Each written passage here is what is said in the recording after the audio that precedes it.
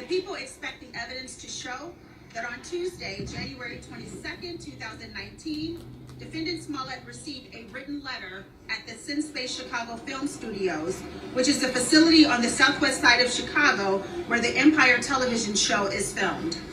This letter contained written threats directed towards Defendant Smollett and contained a then unknown white powdery substance. The letter also contained cutout letters pieced together which stated, "Smollett Jussie, you will die, Black F," and the word MAGA was handwritten on the envelope where the return address typically is located.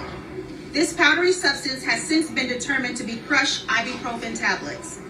The letter also contained a drawing of a stick figure, which appears to have a rope around the neck and a gun pointed towards it. Law enforcement authorities were contacted, and the letter was turned over to the Federal Bureau of Investigation, which is currently conducting forensic analysis of the letter.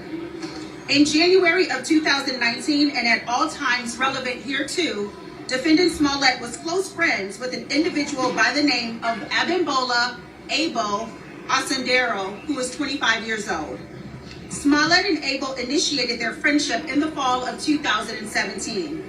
During the course of this friendship, Defendant Smollett and Abel socialized together, exercised together, as well as worked on the Fox television series Empire. Within that working relationship, Abel was a stand-in for a character named Kai, who is a love interest of Defendant Smollett's character on the Empire TV show. Additionally, text messages between Defendant Smollett and Abel revealed that Abel was a source of designer drugs for Defendant Smollett. Specifically, since the spring of 2018 and on several occasions, Defendant Smollett requested Abel to provide him with Molly, which is street name for the narcotic ecstasy. Text messages generated by Defendant Smollett to Abel, specifically starting on the morning of January 25th, 2019, revealed Defendant Smollett asking Abel when he would be leaving on his trip to Nigeria. This trip was scheduled to take place on the evening of January 29th of 2019, and it had been planned by Abel and his brother, Olabenjo Ola Osendero, who's 27 years old, 2 months prior. After Abel confirmed the date and time of his trip, Defendant Smollett texted Abel stating, "Might need your help on the low. You around to meet up to talk face to face?" The two then made arrangements to meet at the Sin Space Studios that afternoon, where Defendant Smollett subsequently drove Abel home to Abel's apartment in the Lakeview neighborhood. During the ride, Smollett indicated to Abel his displeasure that the Empire Studios handling of the racist and homophobic letter he received 3 days prior. Defendant Smollett then stated that he wanted to stage an attack where Abel would appear to batter him. Defendant Smollett also suggested that Abel's older brother Ola assist him with the attack. Defendant Smollett had met Ola on several previous occasions through Abel. Additionally, Ola had appeared as an extra of the Empire TV show.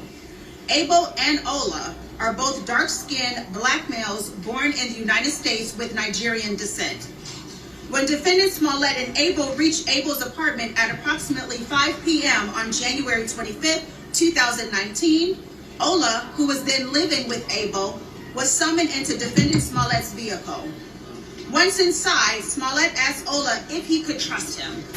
When Ola said he could, Smollett detailed his plans of the attack to the brothers. Smollett stated that he wanted them to appear to attack him on the evening of January 28, 2019, near his apartment building in Streeterville. Defendant Smollett also stated he wanted the brothers to catch his attention by calling him an Empire F, Empire N. Defendant Smollett further detailed that he wanted Abel to attack him, but not hurt him too badly, and to give him a chance to appear to fight back. Defendant Smollett also included that he wanted Ola to place a rope around his neck, pour gasoline on him, and yell, "This is MAGA country." Prior to the brothers getting out of Smollett's car, Smollett provided Abel with a $100 bill to purchase the rope, gasoline, ski mask, gloves, and the red baseball caps, which resemble the ones that say, "Make America Great Again." The ride from Sinscape Studios to the Osendero brothers' home and the meeting between Smollett and the brothers is corroborated by CPD pod videos and cellular phone tower data of Smollett's phone number. On the late morning of Sunday, January 27, 2019, Smollett drove his vehicle back to the Lakeview neighborhood to pick up the brothers and show them the scene where he wanted the staged attack to take place. Smollett then drove the brothers to the corner of New Street and North Water Street in Chicago, where the staged attack was to take place. This was just outside of Smollett's apartment building. Further details were provided by Smollett, which included that the staged attack was to take place near the stairs on the southwest corner of New and North Water Streets at 10 p.m. the following night. Smollett also instructed the brothers not to bring their cell phones with them. Smollett directed the brothers' attention towards a surveillance camera on the corner, which he believed would capture the incident. There was a change in the plan in that bleach was going to be used instead of gasoline during the simulated attack.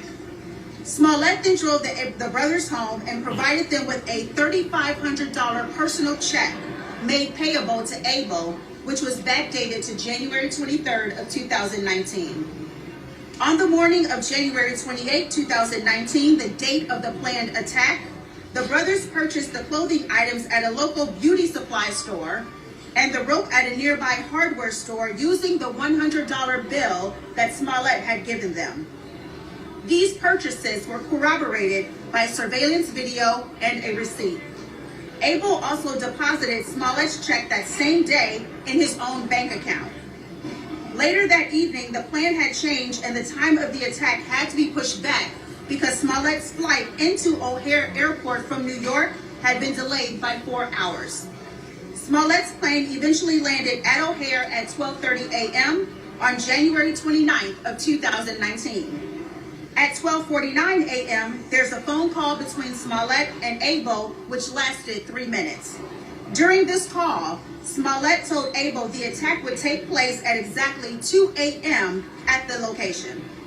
Minutes later, Ola ordered an Uber rideshare to his home to leave for the crime scene.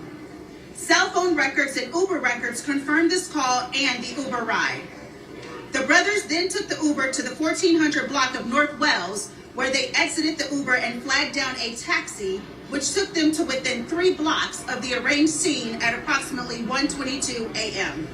The taxi's in-car video captures the brothers flagging the cab and riding in the back seat. From approximately 1:22 a.m. until approximately 2:03 a.m., video evidence showed the brothers on foot in an area bordered by Lakeshore Drive to the east, Columbus Drive to the west, Illinois to the north, and the Chicago River to the south. Video evidence also showed that Smollett returned back to his apartment from the airport at approximately 1:30 a.m.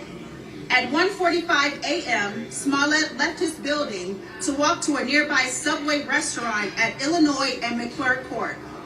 At 2 a.m., the brothers were at the intersection of New Street and North Water Street. However, defendant Smollett did not arrive at the preset time.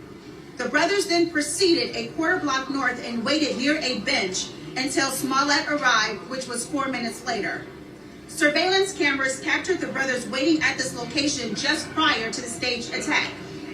During Smollett's interview on ABC's Good Morning America, which aired on February 14th of 2019, he identified the people shown in the still of that surveillance video as his attackers. Also during that interview, Smollett indicated he was positive these were his attackers. The 2 men in this video are in fact the Osendero brothers. It was at this time that the brothers staged the attack of defendant Smollett, just how Smollett had instructed them. While the staged attack was occurring, a witness who is an employee of NBC News Chicago had just parked and exited her vehicle around the corner from the location of the staged attack. This witness indicated that she heard nothing at the time of the staged attack, despite the fact that defendant Smollett told CPD detectives that his attackers were yelling racial and homophobic slurs at him, and he in turn was yelling back at them. The staged attack lasted 45 seconds, and it was just outside the view of the desired nearby camera that Smollett had pointed out to the brothers approximately 15 hours earlier. Approximately 1 minute later, video evidence showed the brothers run from the location southbound towards the Chicago River and westbound towards Columbus Drive.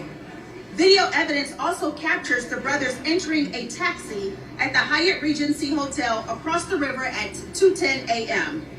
Video evidence then showed at 2:25 a.m. the brothers exited the taxi on the 3600 block of North Marshfield Avenue and walked northbound. This was only a few blocks from the brothers' Lakeview apartment, which was also the original Uber pickup location to the staged crime scene. Video shows the brothers walking from where they were dropped off towards their home. 2 minutes after the brothers exited the taxi at 2:27 a.m., defendant Smollett's manager called the police to report the incident. At approximately 2:42 a.m., Chicago police arrived at Smollett's apartment. Chicago police observed that Smollett had a rope draped around his neck. This was captured on police body-worn camera. Seconds later, Smollett asked the police to shut off their cameras. Smollett then made a police report where he claimed he was the victim of an attack in which the offender struck him while yelling racial and homophobic slurs. Smollett also reported that the offenders placed a rope around his neck, poured a liquid chemical on him, and told him this is MAGA country. Defendant Smollett also reported for the first time that 3 days prior, on January 26, 2019, he received a phone call from an unidentified phone number in which an unidentified male caller stated, "Hey, you little F," before ending the call. Smollett also told police that the incident happened near a camera, which he stated should have captured the attack. This is the same camera that Smollett pointed out to the Osendero brothers in preparation of this staged attack. Smollett also told the police that the initial and primary attacker, now known to be Abel Osendero, was wearing a ski mask which covered his entire face with the exception of his eyes and the area all around his eyes. As stated earlier, the Osendero brothers are dark-skinned male blacks.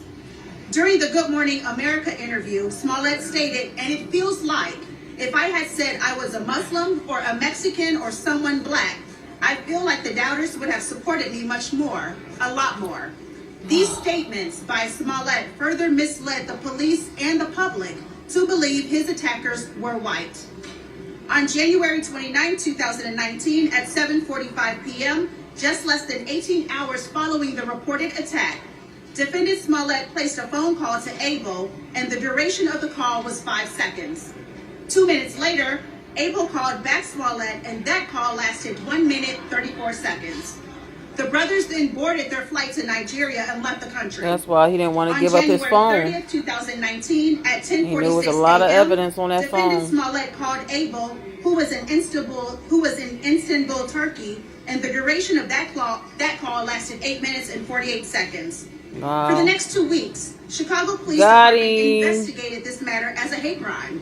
The Chicago police were able to identify the Osendero brothers as the alleged attackers through an extensive investigation using surveillance videos, pod police videos, in-car taxi camera videos, ride-share records, credit card records, bank records, and a store receipt. On February 13th of 2019, the brothers returned from Nigeria and landed at the Chicago O'Hare International Airport, and they were detained by U.S. Customs. Members of the Chicago Police Department placed them into custody. That same evening, the Chicago Police executed a search warrant upon the Osendero brothers' residence, where they recovered evidence that linked Abel to the Empire TV show. The police had already determined that Ola was affiliated with the show. Following their arrest and through consultation with their attorneys, the brothers agreed to cooperate in the investigation. As more evidence such as text messages, phone records, social media records, bank records, surveillance video, and the receipt from the purchase of the rope was obtained by investigators, this investigation shifted from a hate crime to disorderly conduct.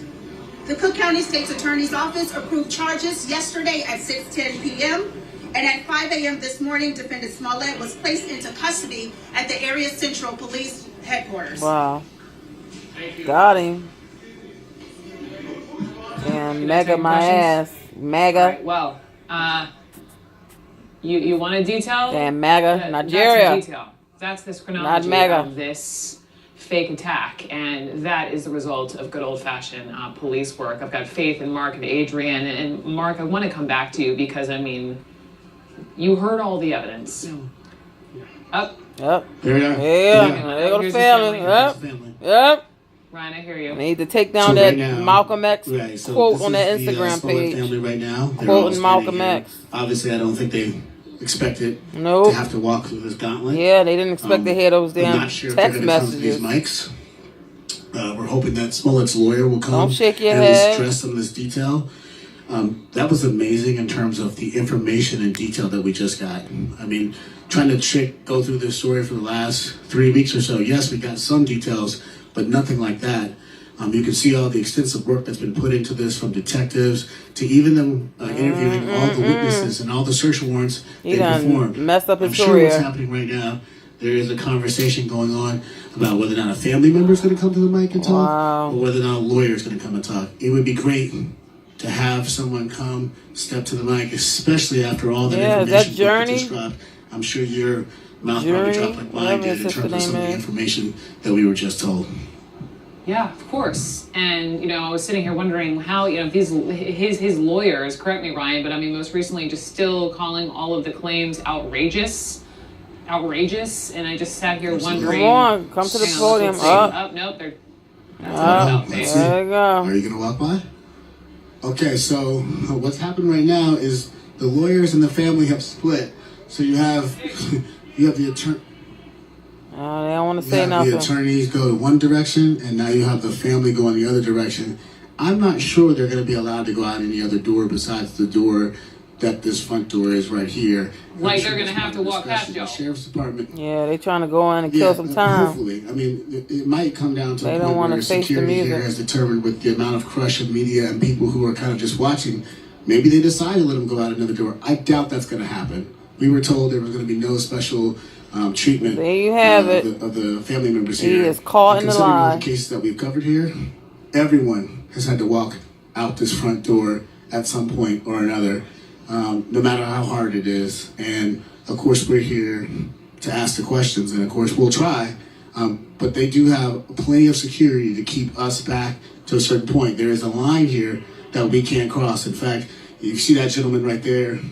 I call him the warden. He takes care of these hallways. He makes sure it's all clear as we cover our cases here. So you see the moving people who have nothing to do with this case out of this way. And I can't even see the family anymore. But let's go back to that, because when she was talking about the phone calls and the illicit drug use and how detailed this was. And Damn, they got him. This was amazing in terms of just how they laid it out. And I'm not